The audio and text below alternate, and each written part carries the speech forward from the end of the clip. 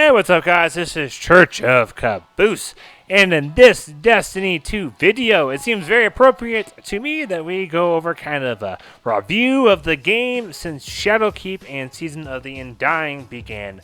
Mostly because we are at the end of the road-mapped content that Bungie gave us back before this season of Shadowkeep, or before the Season of the Undying and Shadowkeep started. And as well is because we are only like 2, maybe 3 weeks or so away from the next season, which is on December 10th. So we're going to talk about things that were very disappointing, things that I enjoyed / why I keep playing Destiny. Then we're going to end with some excitement and then wrap the whole thing up. Now, before we get too much into this, please keep in mind that probably a lot of the issues that give us gears to grind are because Bungie is understandably most likely way shorter on money than they used to be since they separated from Activision. My understanding of looking up on the internet and everything is that this is the first complete and total DLC release of things that Activision had zero impact on at all whatsoever. So with the whole money and all that fun stuff could explain some of the issues that I will be griping about in the upcoming section. So let's start with what is very disappointing with the Season of the Undying and Shadowkeep.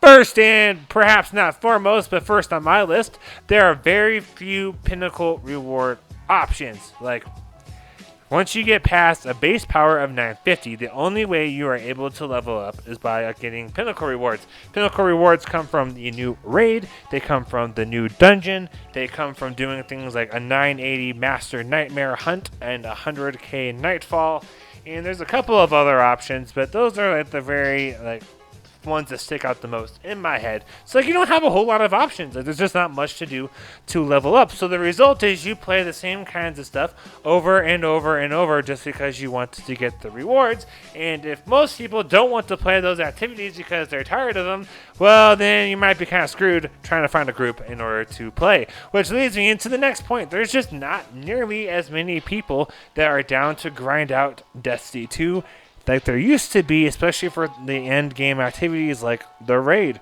I know in my clan we had many people who loved doing raids over and over and over.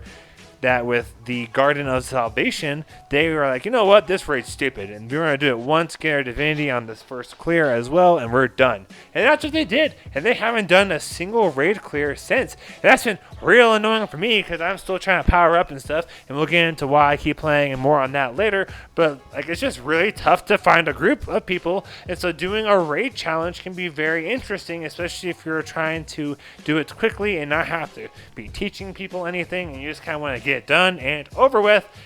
I've had to do raid challenges with guys who had 1 or 2 clears, and one dude we had to Sherpa him through the whole raid. That was not a whole lot of fun as it from a guy who's trying to just do things for the most part nice and quick at this point. Alright, moving on to another disappointing thing is there's not much to do for rewards and gratification after 950, which ties into the whole pinnacle rewards. Getting to 950 though, there's a lot of options. You get rewards from Crucible, Gambit, Flashpoint, basically everything you used to get powerful rewards from, you still get powerful rewards from. And so the problem is with the whole 950 thing is you hit 950 really quick, and then you're done. You're just done. You're like, oh. And if I don't like doing end-game activities, I'm just kind of out of luck, and I am done with playing, which is exactly what's happened to my wife. She does not play a whole lot. Probably an average of an hour or 2 a week. That's probably legitimately around what she does, which is fine. That's what she wants to do. And she was able to hit 950, so she can do it. You guys can do it. A base power level of 950. And she actually told me, she's like, hey, I might be done playing Destiny until the next season because I don't really want to do the raid or the dungeon unless you're doing it with she does the dungeon, but that's it. But otherwise she's like, I don't want to do the raid, I don't want to do 100k Nightfalls, I don't want to do Master Nightmare Hunts, and I know she is not the only one. So that's why I don't mind mentioning how she likes to play these days. It's there's gotta be a ton of people that are This is weird. I don't want to do this anymore. Like, I'm done. I'm waiting for the next season. And there's even guys in my clan who are nowhere close to being like 970 or 960. And I'm like, no, this is stupid. We're done. So, like, the whole reward system from this Shadowkeep season of the Undying needs to get revamped. So that way it feels more rewarding. You have more options, and you're not forced to just do the same couple of stuff over and over. And when I say forced, I mean like if you're someone's like, I have to power up. The only way you can do that is by playing the same couple of activities over and over, or you miss out on like half the rewards. Because if you don't do the raid, then you miss out on 4 pinnacles. Speaking of the raid, they still have not given us very raid-specific weapons with perks. What I mean by that, look at Destiny 1, the Vision of Conflux from the Vault of Glass raid. It had this perk that was only active in the Vault of Glass raid that lets you do more damage when you're shooting out these confluxes out of the sky. You got nothing like that since Destiny 2, and we still don't. Hopefully the next raid we get weapons that have raid-specific perks. Like, those are really nice to have and give people more incentives to play because they're unique. You only get those weapons from the raid. Like, you might be saying, well, you only get the pulse rifle or any of the other raid weapons from the raid. And like, yeah, you know what? You're right. But you can get the same roles and very similar archetypes on other weapons as you can the raid. They're just not a raid weapon. So there's not a huge deal to do the raid and get that raid weapon unless you just want to have the raid weapons. Like, that's just the kind of the fact of it. Alright, now let's talk about other reasons why people may not like the raid. So again, pinnacle drops aren't really needed, and that's one of the main draws for doing the raid is you tend to get those wonderful pinnacle drops. And so like people are like, if I really don't want to level up, why would I spend a couple hours or like an hour doing a raid? Like, what's the point? Then there's other people that say the raid is too easy and too boring, which ties into the next point. But yeah, they're right. A lot of the mechanics and how the raid works and just everything new in general is not actually hard to pull off. It's more like the enemies are significantly higher power level than you are, and so you die a lot quicker. So that's why it's hard. Or like they're really beefy. So like let's take a look at like the Altar of Sorrows. You have 5 tiers of basically doing the same thing over and over of just killing a little boss tube. Then you get to the final boss and the nightmare, and all you have to do, damage the boss, then he becomes immune, kill some more or other terror major nightmare things before they can sacrifice. Then you damage the boss again and rinse and repeat until the boss is dead. And that's also how all the nightmare hunts work. That's not a lot of variety, nor is it very challenging. It's just more like it's only hard if you're doing it solo or if you just have one friend or like, you know what I mean? Like, it's only hard based off of your power level and numbers of guardians. That's it. Like, so it actually is not hard. Also, with this season, because we're moving on away from like the raid and the lack of mechanics, the seal that came around, or seals, is not very desired. And I have a theory for that. They have 3 seals. They got one for the Season of the Undying, one for the raid, and one for like the Destination of the Moon.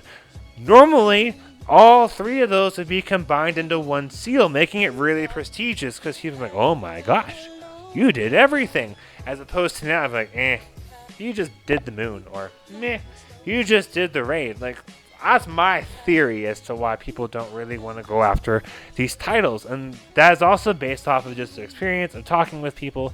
You yourself may be wanting to go after the seal. I know I don't. I used to be a real seal and title grinder. Like, I got the Reckoner title. I have Wayfarer. I've got a couple of others. Riven's Bane. I got a couple of other ones. And I just don't feel the draw of trying to go after that title or seal for this, I guess, DLC/season. And I'm not 100% sure why. It's just obviously then not very enticing to go after. And my theory is because there's 3 of them. Alright, next cast section of the disappointing aspect of this season. Bungie made a huge deal. They're like, hey, PvP is our main focus. We're completely revamping how it works, and it's going to be awesome. Granted, they changed how it works, because now instead of having 4v4 competitive through a rotating playlist, it is 3v3 competitive and survival mode. But like, that's the only change they made. You don't really get rewards that are worthwhile. Like if you reset your Valor or Glory rank, you don't get some like crazy stat roll piece of armor or some like impossible to get otherwise weapon. It's just like, oh look, it's a normal piece of gear. Oh well, defuse. Like, it's not even a pinnacle either. So like, what really is the point to you guys? Let me know down below of playing PvP over and over, other than it's for fun. Because if it's for fun, obviously you're gonna keep playing it. But if you have some incentives for playing PvP, I would love to hear what they are. I was gonna play a lot of PvP this season so I could get better as well as chase down the rewards. But with not having anything that's awesome like Luna's Howl, Not Forgotten, Recluse, or Mountaintop, it's pretty hard to play after getting my Randy's throwing knife. I just don't really feel like doing that anymore, which is part of why I've stopped more or less doing the Crucible clips every single week. Alright, moving on to the content. Alright, we're going to kick this off with the story. Granted, the very first story mission was super cool. You got the tanks, everyone's like fighting together, you're getting paired in with people you don't even know. You're like, oh my gosh, you got like 20 Guardians assaulting the Scarlet Keep. It's like D-Day, let's go kick some hive butt. And then it's just a letdown. And then the Darkness Pyramid appears and like, oh my gosh, and then you're back to being let down. So you do have 2 high points from the story, but otherwise the story is like, oh look, we're just running errands for Eris. We're just Eris Morn's little side chick. Like, we don't mean a whole lot. We're just kind of running around, more or less like baking cookies from that whole like winter event that always comes around with the new year. Like, that's all we're doing. So the story is not very fun. It's just not fun. The last mission, where you go inside the pyramid. So you got 3 highlights. You got the very first mission, when you see the Darkness Pyramid for the first time, and then when you go in and you kill all the nightmares, like or Crota and Gaul and someone else, when you kill them all again. But those 3 were the 3 moments of the story that were great. Otherwise, boo. Then let's go on to the moon. They added in the moon. The moon is really cool. It's full of nostalgia, and that's it. There's not any new public event. There's not like any new. I guess technically the Lost Sectors are new because they're nightmares, but they work the exact same way as the nightmares in the Nightmare Hunt and the nightmares in the Altar of Sorrow. So you're just kind of like beating an easier version of the same thing that you've already done over and over. And you guys see what I'm saying? There's just a lot of repetitive. Like, they found one mechanic and they're like, bam, we're gonna stick with it and drive that. We're gonna beat a dead horse over with this one mechanic. Like, that's just how it is. Then we got new ritual weapons. In case you guys haven't picked up, we're talking about the new content, and then it's going to be like why I don't like it that much. So we got the new content with some strikes. We got a couple of strikes that were added in. However, if you're like me and you're on Xbox, I'm like 99% sure one of those strikes we got was a PS4 exclusive. So if you want to be really nitpicky, that's not new content. That's just not being on the teeth of Activision or whoever it was that was making Bungie have some PS4 exclusive stuff. That's just now we got access to what everyone else had access to since Forsaken. Like, that's all that is. Not a big deal to me, but it is kind of new, I guess, on Xbox. And then you got a couple other strikes that are actually new. And we got the dungeon. The dungeon is pretty cool. Very, very cool. I actually like the dungeon a lot. But until they've made some changes, the only reason you would do the dungeon is to get the Masterwork piece of armor at the end. And again, falls back into the rewards. Like, sure, you get a power-up with the Masterwork piece of gear, but that's like the only source where you can play. The dungeon's the only place you can play. Beat it, and you're going to get a Masterwork piece of armor, and it's going to have way better stats than anything else, but you're stuck with that piece of armor because it takes so many resources to masterwork any other piece of armor. It's either infuse your free masterwork piece of loot, so you infuse it into something else you like better, and then masterwork that piece of gear with all the resources it has, or just hang on to the masterwork piece regardless of whatever rolls you got on that particular piece of armor, which I'm not a huge fan of because it costs a lot of resources now to masterwork armor. So getting the dungeon free one is really nice, but you're kind of stuck with it. That's the big downside with the dungeon. And then we've got a couple of new ritual weapons, and they didn't, for me, drop as a pinnacle reward. The Randy's throwing knife and Edgewise machine gun both dropped as 950, which was really disappointing. I thought I was going to get a level up. All right, moving on. Finally, guys, we are in a lack of hype or communication. Like, they made a big deal about us getting Deathbringer. They made a big deal about Xenophage. And they made a big deal about the Vex Offensive Final Assault, which is a bummer all of its own. That's like a whole other video, but just know the final Vex Offensive is stupid. Basically the exact same thing as the rest of the Vex Offensives, only now you have the Undying Mind that was somehow easier to kill than like the past bosses. But anyways, there's like zero hype going on. We're at the very end of the content as far as the roadmap goes. We haven't heard anything about what to expect with the next season. And that's just really bizarre. Normally Bungie communicates stuff. They have, by this point, laid out a roadmap for like another year. I mean, we've got nothing. We got absolutely nothing. And we're only 2 to 3 weeks away from the next season, and we've got absolutely nothing.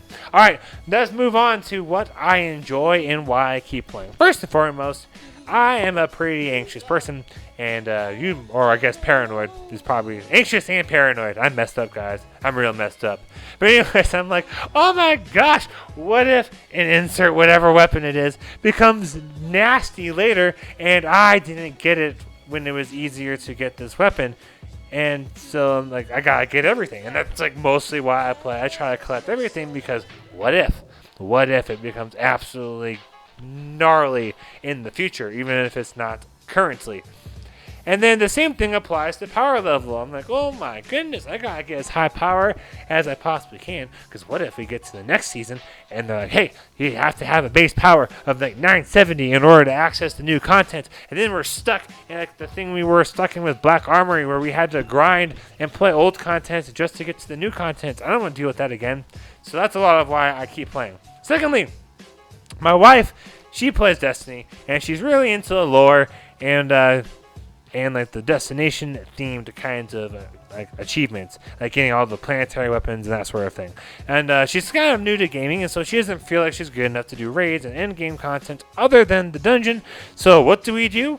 We do the boring, the stuff I call boring and monotonous, like lost ghost traces. I would have never gone for all those lost ghost traces unless we got to the point right now where I have almost nothing else to do, or I guess if I wanted to like be like, oh look, there's some really awesome rewards you get once you get all of those ghost shells done. Like that's the only reason I did those with her. And so we'll do stuff like that. Like she and I earned the Wayfarer seal together. And so like that takes a lot of time. Yeah, it's just a lot of monotonous, tedious time. And so that's a lot of what I pour my time into besides the end game and hunting down weapon stuff. Finally, third, I do enjoy playing the game. And, I stuck around Destiny through the worst expansion ever, which was Curse of Osiris. And I started playing Destiny back in Destiny 1 before the Dark Below expansion. So it's just a game I really enjoy. Like I try Call of Duty and Battlefield every once in a while. I have Borderlands, and I still play that one from time to time. But I almost always go back to Destiny. And I'm like, you know what? I'm getting kind of bored with this other game, even though it's only been like 2 days. Let's get back to Destiny. And so I do just enjoy Destiny for what it is. Fourth, there's almost always something to do in the game, no matter how dumb it is. I'm not saying it's like a reward or it's like the most gratifying or fun thing to do, but there's always something you can do. Like, how many of you guys have all the lore pieces found? How many of you guys have every single title? Or like all the triumphs? And like, there's always something you can do. And so that takes a lot of time. And then fifth, I am really competitive. Like I like trying to have the highest power in my clan, the most raid clears in my clan, the most dungeon clears in my clan, the elusive RNG gun, and then PvP is something I want to be better at, and so I do try to play PvP just to try and get better as opposed to like hunting down stuff. So my competitive side is a lot of why I play Destiny. Alright, let's go on to the last little chunk.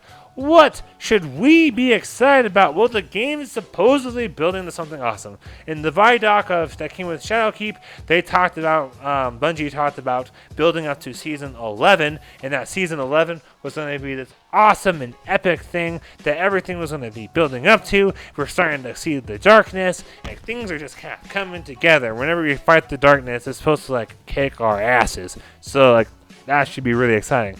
Then I'm also excited for the prospect of Bungie being able to make this game their own thing, because they're on their own. And so, like, money-wise, I'm excited to see what they do with all the ornaments and the cosmetics they've been selling.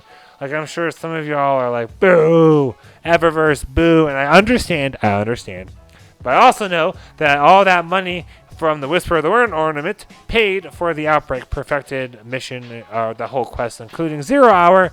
And so, like, that is really exciting to be thinking about with all this new cosmetic stuff coming out. Like, maybe we'll get a surprise exotic quest between, as I'm recording this, on November 21st and December 10th.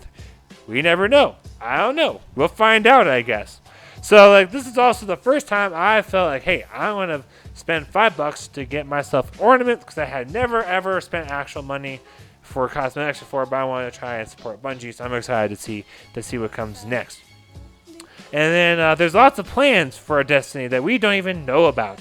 In the Vidoc, you can see at one point like a timeline where we had the first couple of seasons. It said season of the Undying, and then the next couple, and then it had all these placeholder seasons.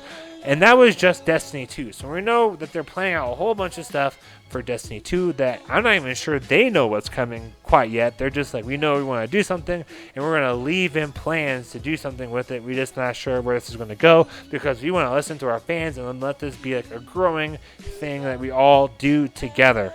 And then finally, a D3 is supposed to be coming. Supposedly D3 is when we fight the darkness, and ideally we beat it. Ideally, who knows what will actually happen. And it's like having the darkness in D3, it's keeping me pretty excited for Destiny and where everything is going. So in conclusion, there are a lot of reasons to be disappointed in Shadowkeep. Personally, I feel like there's a lot to do. Many people feel like there's not enough stuff to do. It's just there's not a lot of like fun stuff to do that feels rewarding. So even I and my wife, we are both in a state where we're kind of like, well, what's next? And I'm sure a lot of you guys are feeling the same way. I am currently working on, making sure I got all the pinnacles done. I'm trying to get video ideas. Like, I think the next thing I'll probably do that's like comparing weapons will be the exit strategy in Recluse once the Recluse has been nerfed on December 10th. And so it's a lot of anticipating what's coming next. And that's kind of just where the game is at right now. Like, I'm trying to find myself thinking, hey, I wish I had some time to buy some Call of Duty. Or the money, I guess, to buy some Call of Duty and check out that Modern Warfare, because I'm just kind of waiting for the next thing to happen. I think we're in that horrible lull of a couple of weeks before the next big Destiny thing, and we're all kind of like, so bored.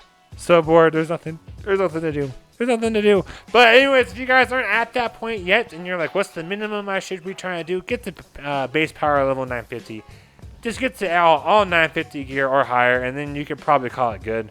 I can't imagine the season of whatever the next season is on December 10th is going to have some insanely high base power level requirement, like 970 or something. So if you get to at least 950, 960, should be golden. Alright guys, thank you all so much for watching. I really appreciate you all caring about my opinions and kind of the review, I guess, of Shadowkeep, and for hanging in here this long. You guys are awesome. I am Church of Caboose. Have a great week, and happy grinding, y'all.